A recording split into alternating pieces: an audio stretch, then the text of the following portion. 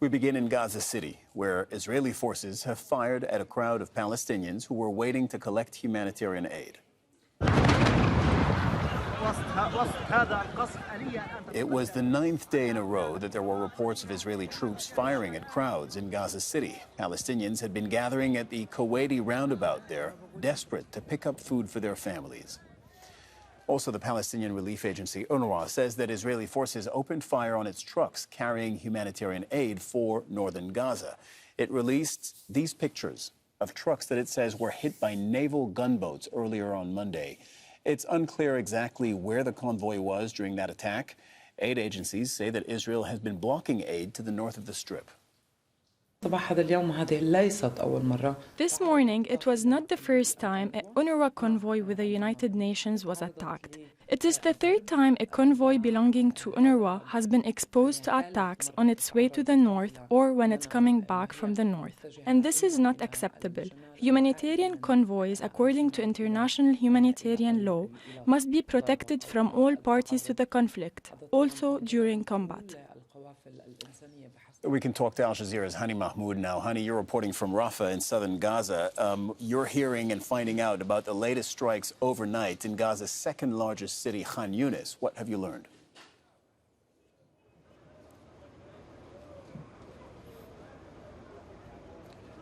Yes, good morning, Cyril. In overnight attacks in Khan Yunis, the western part of the city, mainly in Hamad residential compound. This is not the first time this residential compound being targeted. At the initial weeks of attacks on Khan Yunis, they were targeted heavily. At least 4 of the residential towers were completely level to the ground. But what happened overnight, it seems more of like a target killing in one of the apartments inside one of the residential towers in the compound. 6 people have been reported killed. There's 1 child among those who were killed, a woman as well.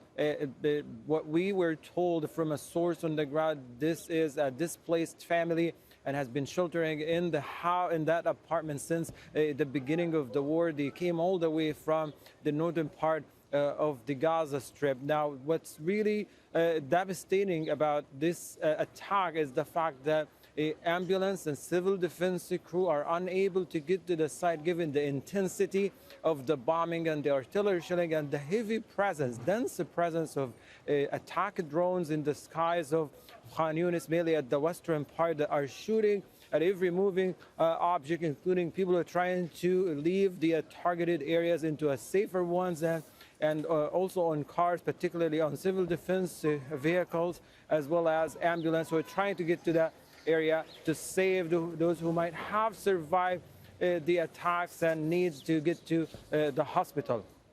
In Gaza, similar situations are taking place with reports of, yes. So I'm so sorry to interrupt, so our viewers may have noticed that there's a slight delay.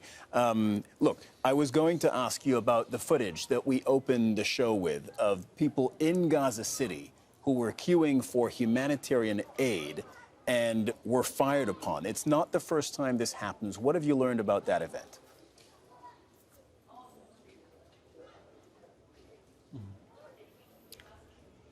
Yes, we're actually looking at least 2 weeks between the first incident and what happened yesterday, as people will gather in large groups on Salah ad-Din Road near an area better known as a Kuwait roundabout. This is at the edge of Gaza City before getting into the central areas of the strip, where people gather in group waiting for humanitarian trucks to be delivered to Gaza City and the northern part. They were fired at by tank shells as well as heavy machine guns. Many people were critically injured. There are also reports of those who could not make it to the hospital as their injuries was so critical. They lost their lives on the way. At the same time, there was another convoy of humanitarian trucks passing through the coastal road. That's the western part of Gaza City, Rashid Road, where it was fired at, and based on a statement by UNRWA, that's the United Nations for Palestinian Refugees, this is not the first time its own trucks and properties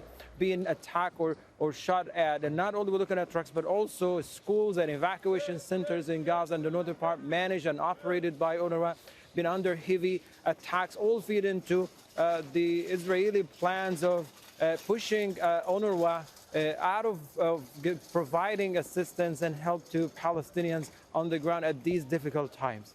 Yeah, Hani, thank you very much for that. That's Al Jazeera's Hani Mahmoud reporting from Rafah.